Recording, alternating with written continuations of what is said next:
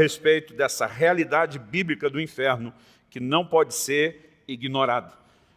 Observando o próprio ensino de Cristo, em Mateus 23, 33, por exemplo, ele dirigindo-se aos religiosos dos seus dias de serpentes, raça de víboras, como esperam escapar da condenação do inferno? Quando você pega essa pergunta de Jesus, como esperam escapar da condenação do inferno, em primeiro lugar, ele ratifica que existe uma condenação ao inferno.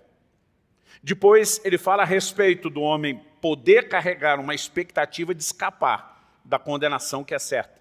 No entanto, olhando para aquelas pessoas que tinham uma conduta que se desviava do padrão estabelecido por Deus, ele está dizendo, da forma como vocês decidiram agir, não vai rolar.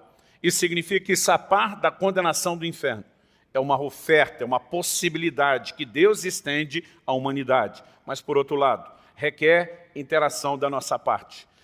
Não dá para negar que o homem tem responsabilidade nesse processo. Então, eu gostaria que a gente pudesse falar um pouquinho a respeito disso. Eu quero começar primeiro falando de uma surpresa que eu tive quando eu era ainda um adolescente.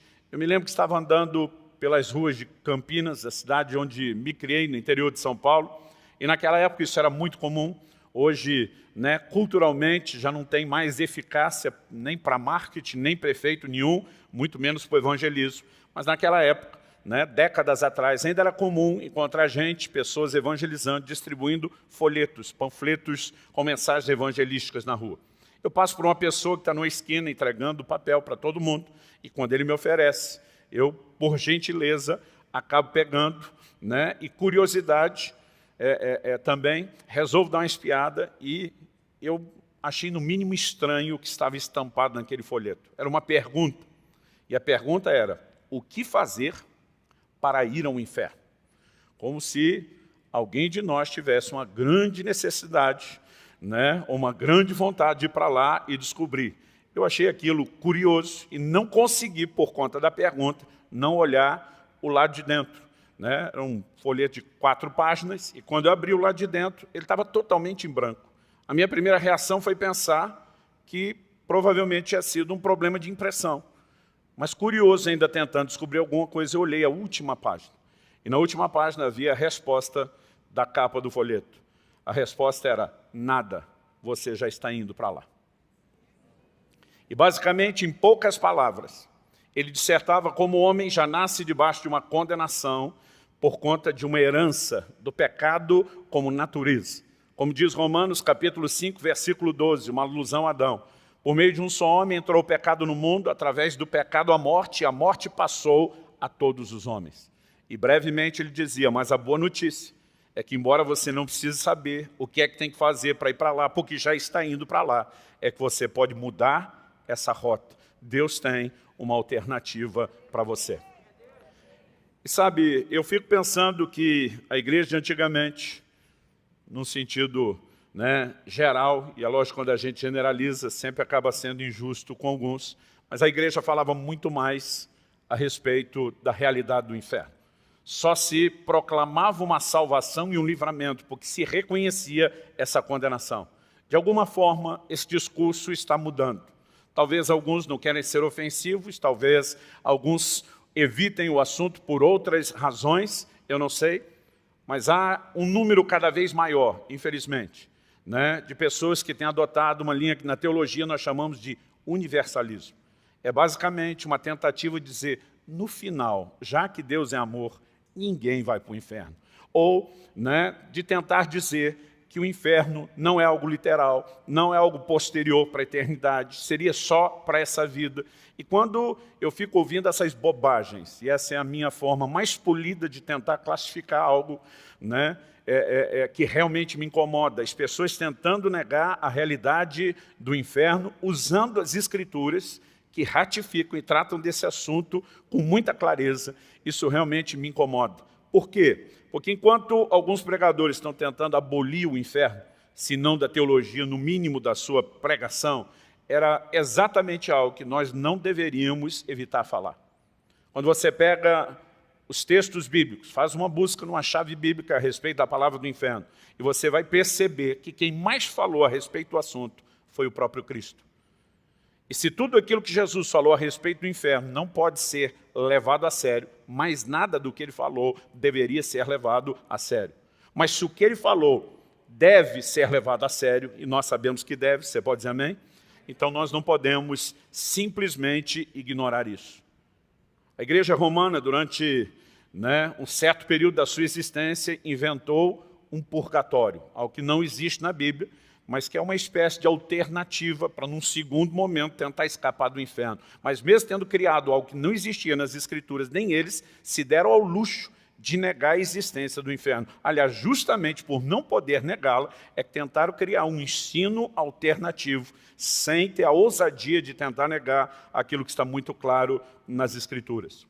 John Stott, um dos teólogos de renome do nosso tempo moderno, que já está com o Senhor, ele disse: nós barateamos o Evangelho quando o retratamos apenas como algo que nos liberta da tristeza, do medo, da culpa e de outras necessidades pessoais, ao invés de apresentá-lo como uma força que nos liberta da ira vindoura. Então vamos lá. Em primeiro lugar, eu quero começar destacando algumas afirmações de Cristo, que, como eu falei, é a pessoa que mais mencionou e tratou do assunto do inferno na Bíblia. Em Mateus, no capítulo 7, nos versículos 13 e 14, o Senhor Jesus diz que é uma porta e um caminho estreito que conduzem à vida, mas que é uma porta e um caminho largo, infelizmente escolhido pela maioria, que conduz à perdição. De uma maneira muito clara, o Senhor Jesus diz que basicamente a humanidade tem duas escolhas, a perdição ou a vida. O caminho da perdição é algo no qual todo ser humano nasce. O caminho da vida precisa necessariamente ser fruto de um entendimento, de uma resposta de fé à palavra de Deus e de uma decisão tomada de forma consciente. Eu tenho visto pessoas tentando alegar que não dá para dizer que o inferno realmente existe como algo posterior. Um teólogo desses universalistas dos nossos dias diz, porque afinal de contas ninguém tem nenhuma foto de lá para poder provar a sua existência. Eu imagino que esse cara deve ter uma foto de Deus ou de Jesus para poder provar a existência do Deus e do Jesus que ele prega, uma vez que ele tem esse argumento. Nós aceitamos a palavra de Deus como verdadeira. Por quê? Porque ao longo de muito tempo ela tem demonstrado a sua veracidade de diversas formas. Profecias que se cumprem à risca e de forma precisa quando envolvem tempo. Nós temos visto o teste do tempo, não só em relação às profecias, mas das pessoas, dos céticos que atacam o tempo todo o seu conteúdo. Um livro escrito por mais de 40 pessoas diferentes, em épocas e períodos diferentes, que abrange quase 1.500 anos. Gente de cultura, de língua, de posição social diferente, que produz um conteúdo harmônico que não se contradiz. Obviamente, percebemos não apenas em relação às histórias do passado, mas a repetição dessa verdade, que a palavra de Deus é seguida dos sinais que acompanham. E nós vivemos as evidências da ação da palavra de Deus na nossa vida, a ponto de fato, a reconhecermos como verdadeira. No entanto, ao reconhecermos como palavra de Deus, ou toda ela é a palavra de Deus, ou toda ela deveria ser desacreditada. Não há meio termo. E quando olhamos para o ensino de Cristo, ele apresenta o inferno como um lugar de tormento eterno. Ele não está falando de uma situação difícil a ser vivida aqui na terra. Ele está falando de algo que é por toda a eternidade. Em Mateus, no capítulo 3 e no versículo 12, João Batista pregando, nós temos o registro, ele diz, ele tem a pá em suas mãos, limpará a sua eira e recolherá o seu trigo no celeiro, porém queimará a palha num fogo que nunca se apaga. João Batista está fazendo uma alusão a Isaías 66, 24, um texto que eu vou ler daqui a pouco, que Jesus também fez referência a ele várias vezes. Em Apocalipse, no capítulo 20, no versículo 10, o apóstolo João registra o seguinte, o diabo que os tinha enganado foi lançado num lago de fogo e enxofre, onde já se encontram a besta e o falso profeta, e serão atormentados de dia e de noite para todo o sempre. Essas expressões, um fogo que nunca se apaga, para todo sempre, mostram que o inferno é um lugar de tormento eterno. Não apenas é um lugar de tormento eterno, mas Jesus, em Mateus, no capítulo 10, no versículo 28, ele fala que não apenas a alma, mas até mesmo o corpo daqueles que não creem irá perecer no inferno. Ele diz, não temam os que matam o corpo, mas não podem matar a alma. Pelo contrário, temam aquele que pode fazer perecer no inferno tanto a alma como o corpo. O Senhor Jesus estava falando aos seus apóstolos a respeito de pregar o evangelho e da perseguição que eles enfrentariam. E quando ele diz, não temos que pode matar o corpo, ele estava dizendo, alguns de vocês perderão a sua vida por causa do reino de Deus, da proclamação do evangelho. Mas não tenham medo das pessoas, que o máximo que elas podem fazer é matar o corpo. Ele diz, temam aquele, uma referência a Deus, que pode fazer perecer no inferno tanto a alma como o corpo. Isaías, no capítulo 66, eu disse que ia citar depois, mas vou me antecipar. Se você puder, me acompanha lá. Isaías, capítulo 66, versículo 24. É o último versículo de um livro que é considerado o mais messiânico do Velho Testamento, que mais anunciou a obra de Cristo. Ele termina com essa declaração, eles sairão e verão os cadáveres daqueles que se rebelaram contra mim. Para se referir, usando a palavra, se referir a esse grupo como os cadáveres, ele está falando de gente que morreu. No entanto, olha a condição do corpo. Ele diz, porque o seu verme nunca morrerá, e nem o seu fogo se apagará. E eles serão um horror para toda a humanidade. Esse é o texto que João Batista faz referência, esse é o texto que Cristo faz referência, trazendo uma aplicação do inferno. Você consegue imaginar que a pessoa, depois de ter passado pela morte, o corpo que entrou em decomposição, ele será ressuscitado para viver no estado de eterna decomposição. A Bíblia diz, o seu verme não vai morrer. E esse fogo nunca se apagará, sendo um horror para toda a humanidade. Outro dia uma pessoa falou, vocês da igreja têm uma mensagem manipulativa, tentando assustar as pessoas. Eu falei, olha, ou você aplica esse adjetivo que está colocando ao próprio Jesus, que nós devemos seguir, cuja mensagem nós devemos replicar, ou você não crê em Jesus. Porque foi Jesus que disse, nós temos que temer aquele que pode fazer perecer no inferno, tanto o corpo como a alma. Então, se é um lugar de horror, se é um lugar de tormento por toda a eternidade, se de fato olhamos para a palavra de Deus como verdadeira, então nós temos que decidir silenciar sobre isso, para não provocar nenhum tipo de temor nas pessoas. Acredito que parte da ideia era justamente isso. Outro dia eu falei a respeito do inferno, a pregação nem era toda sobre isso. O irmão chegou para mim no final e falou, pastor, o senhor estava tentando tocar o terror na gente? Falei, você ainda tem dúvida sobre isso? Falei, eu deveria ter me esforçado um pouquinho mais. No entanto, o foco da mensagem de salvação não é o medo do inferno, é entender o amor de um Deus que ofereceu uma alternativa para esse lugar. Mas daqui a pouco a gente fala melhor a respeito disso. Eu tenho visto tentativas de algumas pessoas dizer, não, essa coisa de condenação não é eternidade, é a forma como a pessoa vive aqui. Em Mateus, no capítulo 12, nos versículos 31 e 32, Jesus menciona que há pecados sem perdão. Ele, inclusive, diz, não haverá perdão nem nesse mundo, nem no vindouro. É óbvio que ele não está falando de algo que se limita à vida terrena e nem está sugerindo que haja uma salvação automática para toda e qualquer pessoa. O texto de Mateus 12, 31 e 32 diz, por isso digo a vocês que todo pecado e blasfêmia serão perdoados aos homens, mas a blasfêmia contra o Espírito Santo não será perdoada. Se alguém disser alguma palavra contra o Filho do Homem, isso lhe será perdoado. Mas se alguém falar contra o Espírito Santo, isso não lhe será perdoado, nem neste mundo e nem no porvir. Nem agora e nem depois. Então vou repetir o que eu falei no início. Se o que Jesus falou sobre o inferno não é verdade, por que acreditar no resto do seu ensino? No entanto, se o que ele falou é verdade, e a partir dessa premissa que nós tratamos com a palavra de Deus, então nós precisamos entender algumas coisas a partir do momento que aceitamos essa verdade. E muitas vezes o questionamento da mente de muita gente não é só de não crentes, às vezes de crentes. Eu me lembro quando criança de ter esse tipo de indagação, mas se Deus é amor, por que ele criou o inferno? E a verdade é que o inferno não foi criado para o homem.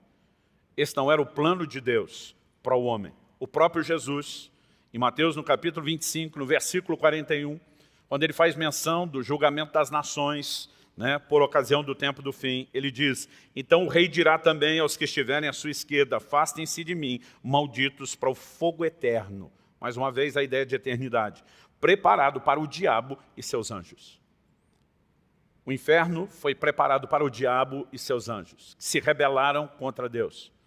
O livro do Apocalipse, falando a respeito de Satanás, diz que o dragão, que é a figura aplicada a ele em Apocalipse 12, com a sua cauda arrasta 1/3 das estrelas do céu. As estrelas são uma alusão simbólica repetida, né? Isso é recorrente nas Escrituras, que fala a respeito de anjos. Acredita-se, a partir dessa declaração, que a rebelião de Satanás alcançou cerca de 1/3 dos anjos. A Bíblia diz que o inferno foi preparado para o diabo e os seus anjos, mas, infelizmente, alguns homens tomarão o destino daquele lugar que não havia sido preparado para eles. Por quê? Porque seguiram a mesma trajetória de rebeldia.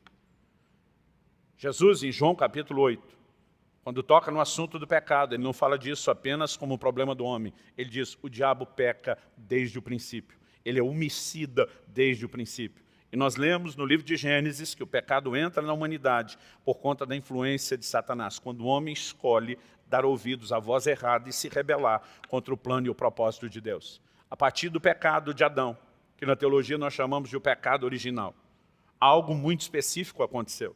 Deus, em toda a criação, estabeleceu uma lei. Qual era essa lei? Ele dizia que cada um reproduza segundo a sua espécie. Ela valia para os vegetais, valia para os animais e valia para o ser humano. Cada um reproduziria conforme a sua espécie. Qual era o plano e o propósito de Deus? Quando ele faz o primeiro homem, Adão, à sua imagem e semelhança, ele queria que esse primeiro cabeça de raça, vamos chamar assim, reproduzisse a sua imagem e semelhança que lhe foi concedida e que isso pudesse se multiplicar. No entanto, quando Adão peca e a sua natureza é maculada e comprometida, ele passa a reproduzir homens pecadores. Essa era a explicação daquele folheto, né? Que depois da pergunta que fazer para o inferno, tinha aquelas páginas em branco para depois dizer: nada, você já está indo para lá. Porque cada ser humano nasceu debaixo dessa sentença e condenação. Então a pergunta a respeito do amor de Deus, ela não é respondida na criação do inferno. Porque ainda que Deus não o preparou para o homem acaba pegando esse trajeto. A resposta do amor de Deus é encontrada na solução que ele, por meio de Cristo, oferece. No entanto, vale dizer, quando nós falamos dos atributos de Deus, porque as pessoas estão tentando construir doutrinas, né, esdrúxulas, absurdas hoje em dia, tudo em nome de Deus e amor. Como se a única coisa que Deus tivesse revelado acerca de si mesmo na Bíblia fosse que Ele é amor. O mesmo Deus que se revela na Bíblia como amor, se revela como um Deus justo. E por causa da sua justiça, Ele jamais poderia fazer vista grossa ao pecado. É por isso que Cristo precisou sofrer. É por isso que Ele pagou a minha e a sua conta. Deus providenciou um meio de, através do sacrifício de Cristo, satisfazer todas as exigências da justiça divina, para que, sem violar sua justiça, seu amor pudesse ser expresso. E esse amor precisa ser lido justamente pelo fato de que ninguém vai para o inferno por falta de opção de escapar. O amor de Deus oferece justamente essa opção. Só vai para lá quem não aceita a salvação, o livramento que Deus oferece. Em Marcos, no capítulo 16, o Senhor Jesus, depois de dizer: ide por todo mundo, pregue o evangelho a toda criatura, ele diz já no versículo seguinte, o 16, quem crer e for batizado será salvo, mas quem não crer está condenado. Quando olhamos para essa declaração, a opção de ser ou não ser condenada depende da resposta que o homem vai dar. Agora eu volto a repetir a pergunta: se não há uma condenação eterna, a salvação proposta no Evangelho a ser proclamada é uma salvação do quê? Porque se o inferno não é uma realidade que pertence à dimensão espiritual eterna com a qual vamos lidar, a pergunta a ser feita é: qual a necessidade de uma salvação? Se no final das contas, porque Deus é amor, está todo mundo garantido, por que é que o Evangelho deveria ser pregado? Por que é que Cristo estabeleceria padrões tão claros? João 3,16, né? Nós temos o discurso claro: Deus amou o mundo de tal maneira que deu seu Filho unigênito, para que todo aquele que nele crê não pereça. O que é perecer? Ele diz: mas tenha a vida eterna. O posicionamento nos é oferecido é que haja essa atitude de fé, haja esse posicionamento de crer no que Cristo veio fazer por mim, por você, por cada um de nós. Então, essa oferta de amor que nos livra da condenação eterna seja abraçada. Quem está entendendo, diga amém. Bom, a palavra inferno é uma palavra latina, ela não existe em nenhum lugar da Bíblia, né? É uma tentativa de tradução de termos diferentes. No Velho Testamento, que foi escrito na sua grande parte em hebraico, com alguns poucos trechos em aramaico, a palavra que era usada era Sheol. Por exemplo, em Números, no capítulo 16, quando Moisés está diante da rebelião de Coré, Datã e Abirão, ele se levanta para dizer: vocês estão errados e o Senhor vai julgar vocês. Se o que eu anunciar agora não acontecer, então nem vocês estão errados, nem Deus está do meu lado, mas se acontecer, vocês vão saber que Deus me levantou para comunicar essa palavra. E nós temos um dos episódios que eu classificaria como dos mais surpreendentes do Velho Testamento. Números 16, 30. Eu vou ler do 30 ao 33. Moisés diz assim: mas se o Senhor criar alguma coisa nova, e a terra abrir a sua boca e os engolir com tudo que eles têm, e se eles descerem vivos ao mundo dos mortos, então vocês saberão que esses homens desprezaram o Senhor. E aconteceu que assim que Moisés acabou de dizer essas palavras, a terra debaixo deles se fendeu, abriu a sua boca e os engoliu com as famílias deles, com todos os que eram partidários de Corá e com todos os bens dele. Desnecessário dizer o temor que se instalou em todos. Mas muitas vezes essa ideia a respeito do Sheol, ela era apresentada quase que de uma forma que alguns pensam que era uma indicação, né, sobre um lugar geográfico. Em Provérbios, no capítulo 15, no versículo 24, a Bíblia diz assim: para o sábio, o caminho da vida leva para cima, para desviar do inferno embaixo. Essas ideias de em cima e embaixo, eu acredito que elas falam muito mais de um plano superior e um inferior do que necessariamente de direção. Até porque isso deixaria as coisas bem confusas. Porque enquanto para nós o céu está para cima, para o japonês está do outro lado do globo, o céu dele está para baixo, na nossa referência. Eu mencionei aqui outro dia, quando a Alissa tinha 3 anos de idade, ela estava viajando pela primeira vez de avião e pediu para aquele: mãe, eu quero sentar do lado da janela. Ela estava toda empolgada, e quando o avião atravessou as nuvens, ela começa a olhar aquele tapete de nuvens, ela está olhando, e de repente aquele diz: filha, você está procurando alguma coisa? Ela diz: cadê Jesus? Né? Como criança, ela foi ensinada: Jesus estava no céu. Ela diz: agora eu estou vendo o céu. Onde está Jesus? É lógico, nós sabemos que o céu não é um lugar de localização geográfica. Nós estamos falando de algo que é imaterial. Então, quando falamos do inferno, para mim não faz sentido tentar apenas localizá-lo, né, como se a referência ficasse abaixo de nós. Todo dia um irmão me mandou uma reportagem e diz: pastor, olha só como a Bíblia tinha razão. Era uma reportagem sensacionalista que dizia que em algum lugar homens estavam fazendo uma escavação profunda quando começaram a ouvir os gritos das almas penadas. Eles diziam: achamos algum acesso ao inferno. Né? Eu falei para ele: meu querido, né, você não pode ouvir e nem ver, né, essas pessoas nesse estado e na sua condição que está presa a um plano material.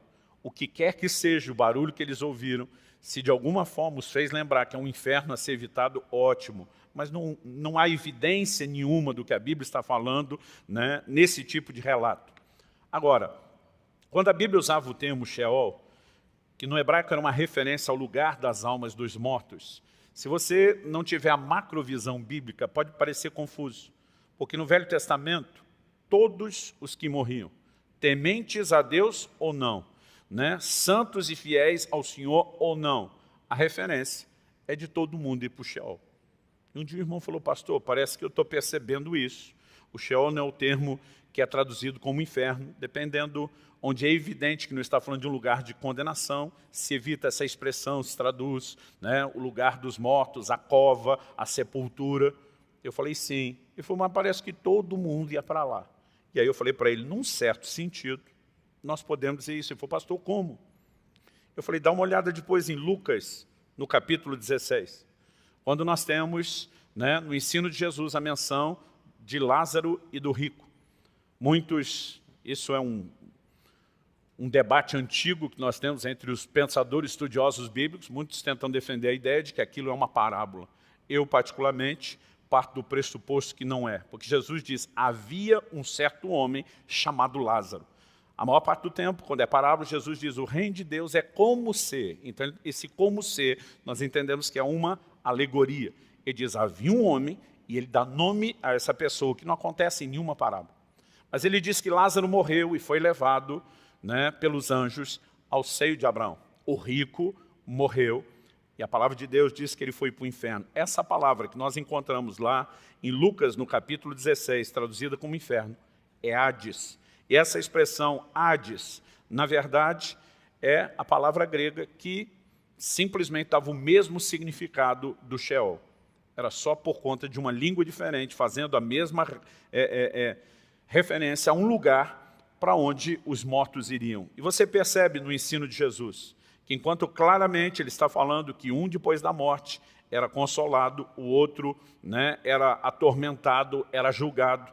E nesse ensino, a palavra de Deus diz que estando em tormentos, verso 23 de Lucas 16, no inferno, estando em tormentos, o rico levantou os olhos e viu ao longe Abraão e Lázaro junto dele. Ele disse, espera aí, pastor, o cara está no inferno e está vendo o pai da fé e o outro que está salvo.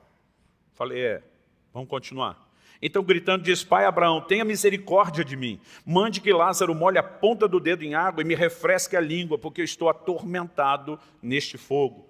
De novo, a menção de um lugar de tormento e de fogo. Mas Abraão diz, filho, lembre-se que você recebeu seus bens durante a sua vida, enquanto Lázaro só teve males. Agora, porém, ele está consolado aqui enquanto você está em tormentos. E, além de tudo, há um grande abismo entre nós e vocês, de modo que os que querem passar daqui para vocês não podem, nem os de lá passar para cá. Então, embora ele reconheça que esse destino, essa condenação por rico, para o Lázaro não dá para dizer, esse estado pós-morte é imutável, porque ele está dizendo, quem está do lado de cá, desse grande abismo que separa os dois ambientes, embora eles podem se ver e se comunicar. Os daqui não podem passar para aí, nem os daí passar para cá. A palavra de Deus é clara, que aos homens está ordenado, Hebreus 9, 27, morrer uma só vez, vindo depois disso o juízo. E o que quer que seja, né, o julgamento e a decisão sobre o lugar para onde a pessoa vai, não será alterado depois. Quando o rico recebe essa notícia, ele diz no verso 27, então o rico diz, pai, eu peço que mande Lázaro à minha casa paterna, porque eu tenho 5 irmãos, para que lhes dê testemunho, a fim de que não venham também para esse lugar de tormento. O maior desespero daqueles que ignoraram todas as mensagens de advertência e alerta será, então pelo menos mande alguém avisar que isso tudo é verdade. A resposta de Abraão, eles têm Moisés e os profetas. Em outras palavras, eles têm a Bíblia. E ele termina dizendo, ouçam-nos. Mas ele insistiu, não, pai Abraão, se alguém dentre os mortos for até lá, eles irão se arrepender. Abraão, porém, lhe respondeu, se não ouvem Moisés e os profetas, se não dão crédito à Escritura, também não se deixarão convencer, mesmo que ressuscite alguém dentre os mortos. Jesus não apenas sela no seu ensino que há um lugar de condenação eterna, que é um lugar imutável, que é a única forma de escapar de lá e dando crédito à palavra de Deus, mas ele está mencionando algo que eu confesso que para mim, que nasci e cresci no lar cristão, demorou para eu entender. O que era esse seio de Abraão? O que era esse lugar onde um olhava para o outro? Estudando a teologia de uma forma abrangente. A minha ideia é mais tentar explicar do que gerar dúvida, então deixa eu ir só até o ponto onde a gente não cria mais dificuldade. O livro de Hebreus se refere a Jesus dizendo que ele adentrou no céu como nosso precursor. Precursor é alguém que vai na frente. Mas ele não apenas vai à frente, vai primeiro, mas imediatamente ele apresenta uma turma logo após a sua chegada. No livro de Hebreus há uma outra citação de um texto do Velho Testamento falando do que Cristo fez. E diz que quando ele chega diante do Pai, diz, eis-me aqui e os filhos que Deus me deu.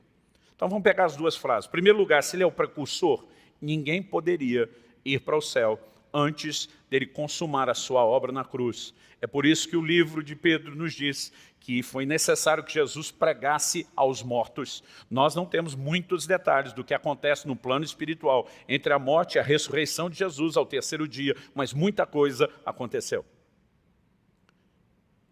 Então o que se acredita? Efésios capítulo 4 diz que Jesus, subindo ao alto, uma alusão à ressurreição, levou cativo o cativeiro. Se ele não levou, o cativeiro do inferno, os perdidos, porque esse estado é imutável, quem que estava, num certo sentido, cativo, ele levaria com ele todos aqueles que, ainda que num lugar de consolo, aguardavam a consumação da salvação, esperando que, de fato, a obra de Cristo fosse concretizada antes de poder serem introduzidos para o céu. Então, no Velho Testamento, essa ideia de que iam para um mesmo lugar, ainda que houvesse separação, ela não é conflitante com aquilo que a Bíblia ensina. No entanto, eles já estavam com a sua condição selada, determinada, resolvida, decidida, e isso era imutável. Em Apocalipse, no capítulo 20, a Bíblia usa uma expressão falando do juízo do trono branco. Eu acho que vale a pena você abrir lá comigo. Apocalipse, capítulo 20, vamos começar do versículo 11.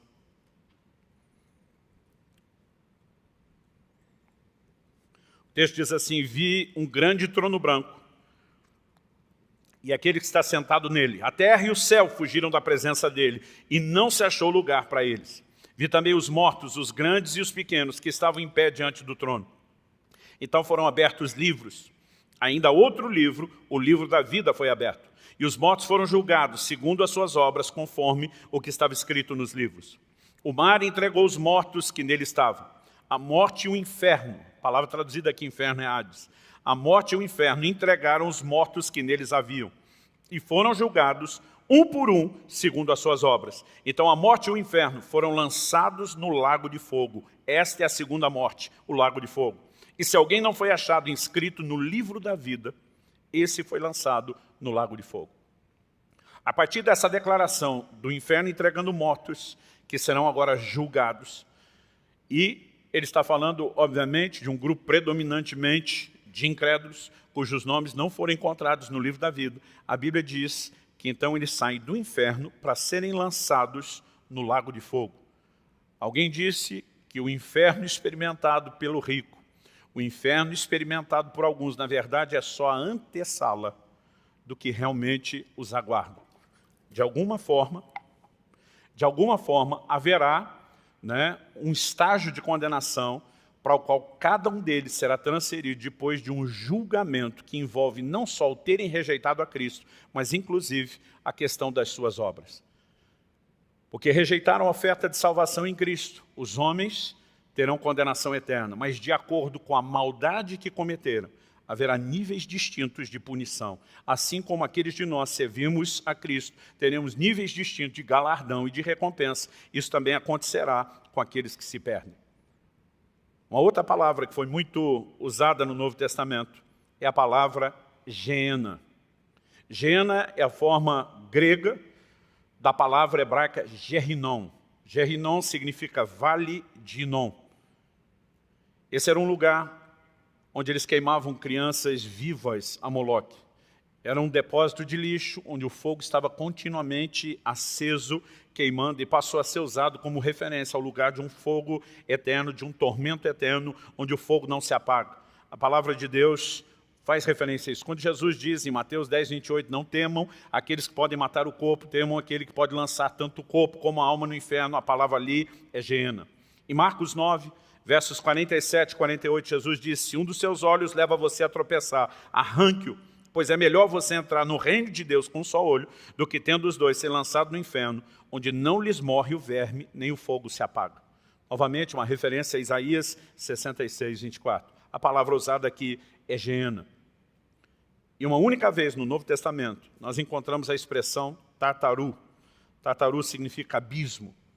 Strong, o léxico de Strong, diz que esse era o nome da região subterrânea, sombria e escura, considerado pelos antigos gregos como habitação dos ímpios mortos, onde sofrem punição pelas suas más obras. Corresponde ao Geena dos judeus. Eu acredito que muitas vezes nós adotamos palavras que elas têm muito mais um tom cultural para se expressar do que necessariamente uma terminologia bíblica. Quando chamamos algum demônio de Exu, nós estamos falando de algo ligado à cultura, né, dos tempos modernos. Quando a Bíblia usava termos Beelzebul, Lilith, estava fazendo referência, né, à cultura que eles tinham na época. No entanto, apesar de necessariamente não serem os nomes, né, desses demônios no plano espiritual, eles, né, serviam muito bem para comunicar e ilustrar aquilo. E Pedro foi o único que usou isso. 2 de Pedro 2,4.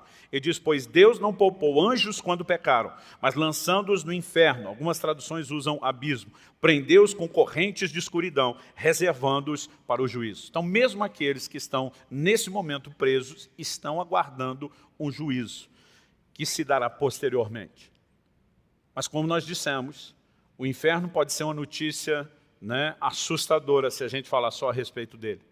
Mas a palavra evangelho, o evangelho que pregamos, ela significa boas novas, boas notícias.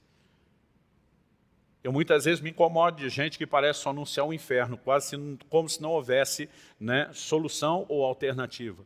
A boa notícia é que ninguém precisa continuar seguindo nesse caminho.